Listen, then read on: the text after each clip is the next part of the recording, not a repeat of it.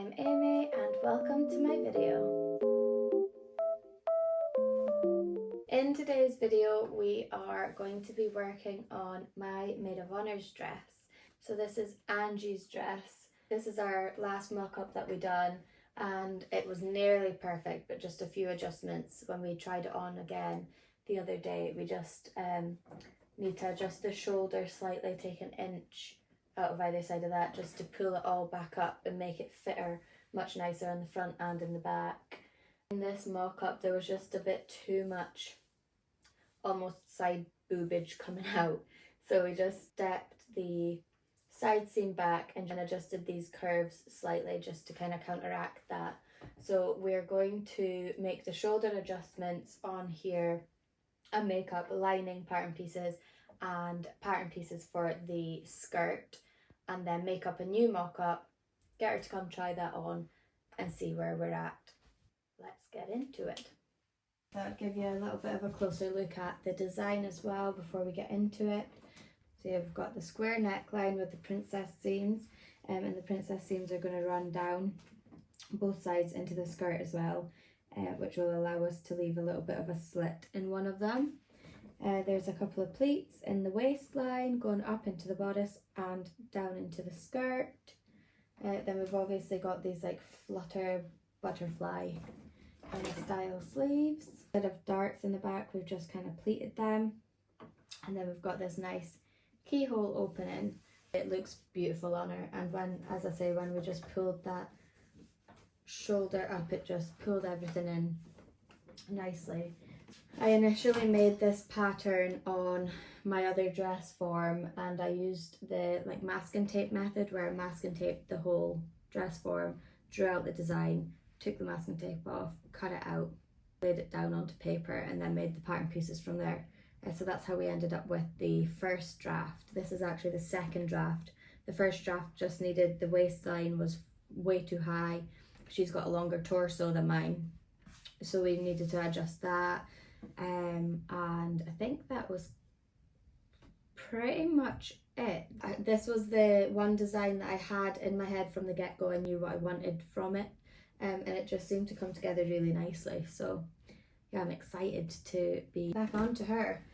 So yeah, let's go and make the few adjustments on the pattern pieces and get the new mock-up fabric cut out and sewn together. Let's get into it, give it a try, and we'll see where we get. So we have the pattern pieces here. So we've got the centre front, side front and back of the bodice of the shell. And then I have already made a lining piece for the front bodice just because it was easier to do that while I was draping. To take the pleats out of there and just do that. So I have that one ready. And then the side, front and back lining pieces, I'm just going to pretty much trace these and then just take off like 1/8 of an inch around like the armhole seams and the necklines, which just when you come to understitching the linings and turning them back in, it just helps pull the ditch of the seam into the inside so that you don't see that, and everything just works out nicer, smoother, cleaner. So yeah, I am going to do that. Oh, and then obviously we've got the sleeve piece. Yes, I'm going to make the adjustments to these shoulders and then make the new lining pieces, and then I need to make the skirt piece. So let's get into that.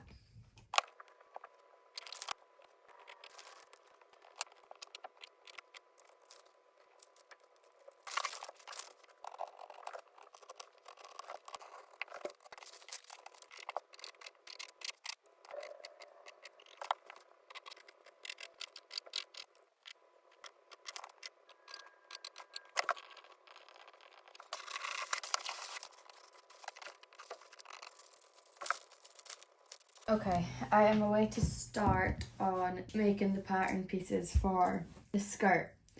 So it is a half circle skirt. It's going to have a few panels, so there's going to be a seam down the centre back for the zip, there'll be side seams, and there's going to be the princess seams. On the centre front panels there's going to be the two pleats either side of the centre front as well, so I need to calculate that in. So it's not as simple as just a straightforward half circle skirt. So what I done this with Rebecca's dress and it worked out for me there.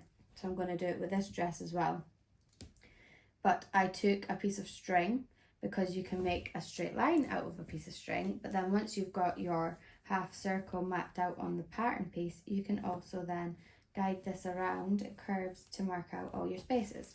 So I don't know if you can see on these pattern pieces, I've got a pink, then navy, blue, green, navy and pink lines. And on this piece of string, these marks correspond with these.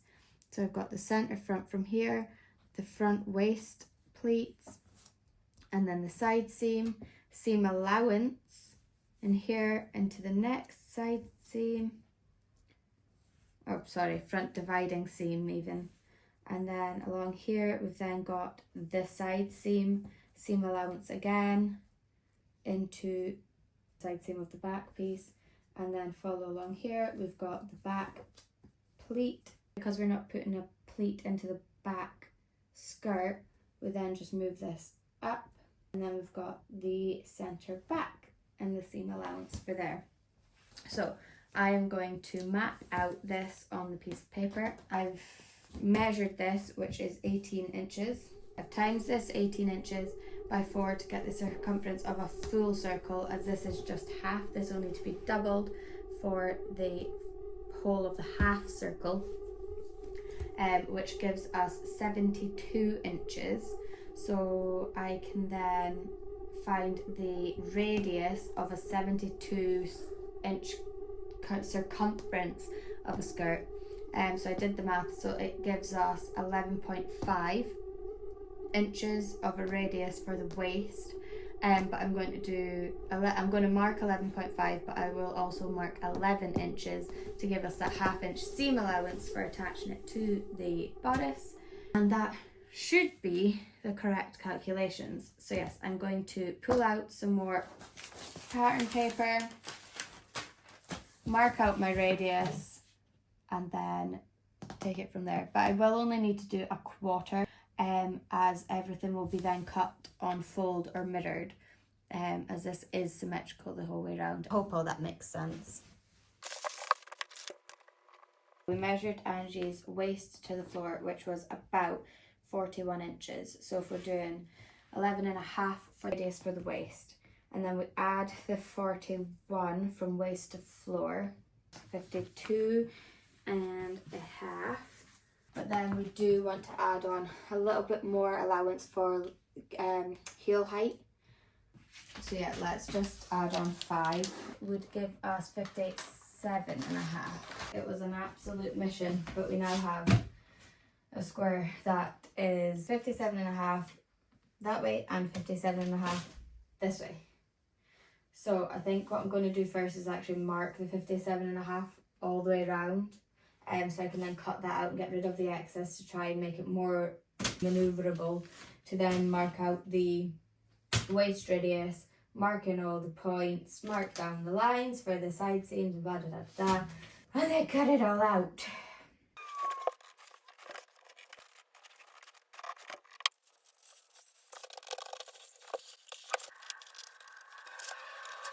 Now we can go back to the waist radius, which is going to be so much simpler. So yeah, I want to mark 11.5 and then add the seam allowance, which will be like at the 11 mark.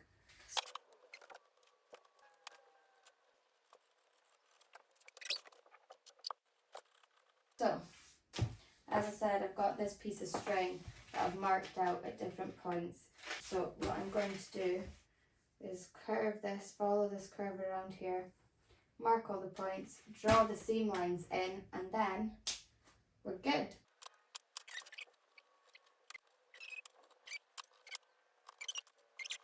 So now I'm going to go from the very centre point, I'm going to go through each line and draw it down as far as I can and connect them to the bottom hem so that I can mark out my panels. So this is the front dividing seam.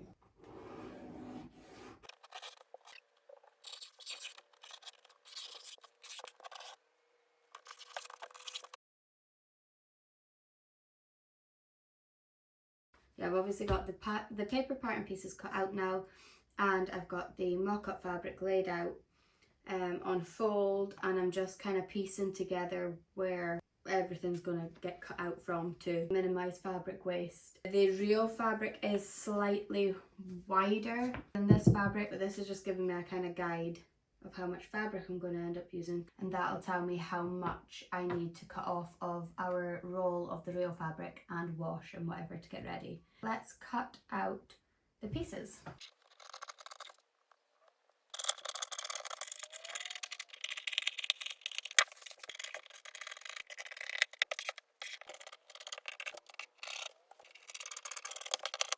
Okay, I think I'm going to call it done for today. I've now got all of the pieces cut out of the mock-up fabric, so I just need to sew it together and get Angie back round to try it on. I don't think I'll get back to it today, so hopefully tomorrow I will get it all sewn together and then get Angie back round in the next couple of days. So yeah, I will see you tomorrow.